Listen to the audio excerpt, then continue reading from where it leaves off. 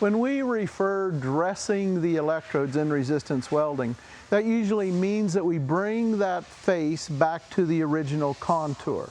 A lot of times we'll use a tip dresser that has a cutter on it that will match the original contour.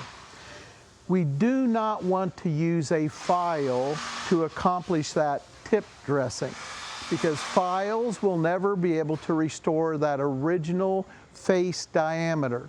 That's where that current is going through. So when we talk about dressing our electrodes and how often, it's whenever that face diameter is starting to exceed the diameter that we set the welder up for. If the face is starting to get any type of contamination, remember that's that contact that current has to pass through that electrode, cross that face area into the metal. So whenever we have any contamination of that face with the material, dirts, oils, anything like that, we want to keep that clean. But the big thing is that we want to keep that same diameter of that face for that current density.